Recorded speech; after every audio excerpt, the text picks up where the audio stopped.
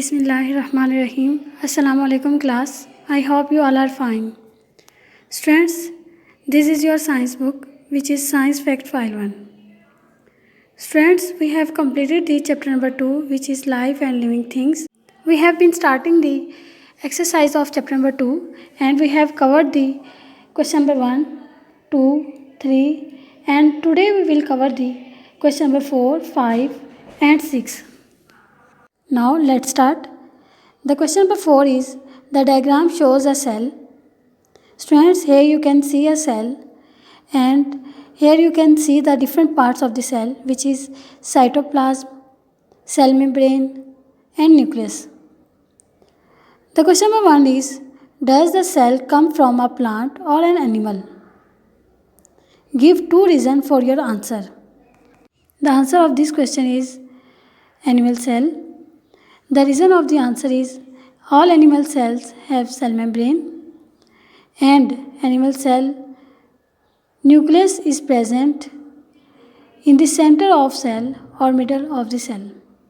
Here you can see that the nucleus is present in the middle of the cell. And the animal cell have no large vacuole like plant cell. The second question is each animal and plant cell has a nucleus. What does the nucleus do? Means, what is the function of the nucleus? The answer is, nucleus control all the activities of the cell.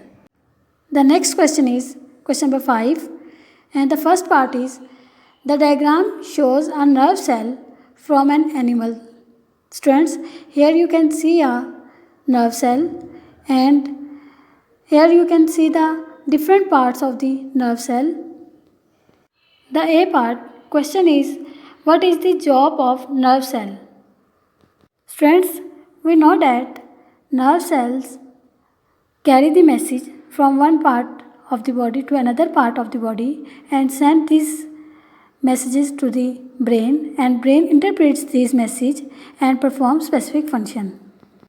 So the answer of the question is nerve cell carry messages from one part of the body to another. The B part is describe how this cell is suited to its job. The answer of the question is it has long thin fibers which enable it to carry message from one part of the body to another part of the body.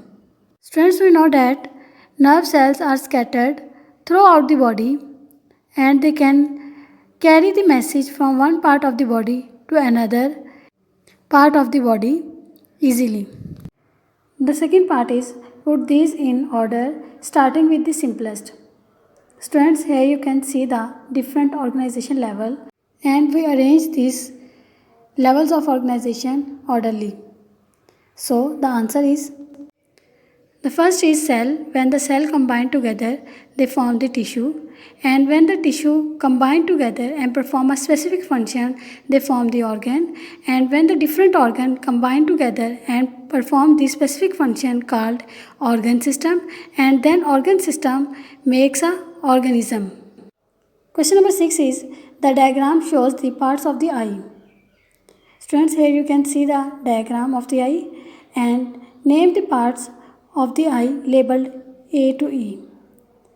So, we labeled the eye and now the A part is iris, B part is cornea, C part is pupil, D part is lens and E part is retina.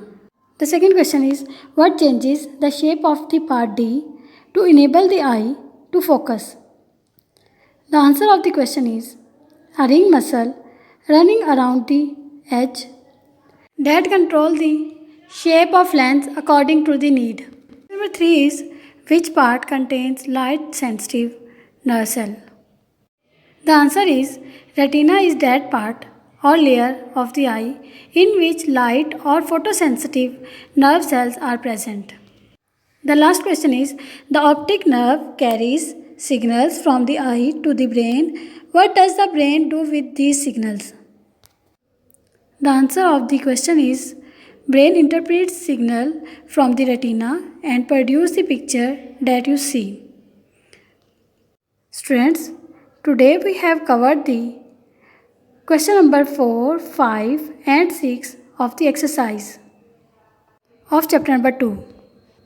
Stay safe at your homes and keep praying for your country. Thank you so much. Allah Hafiz.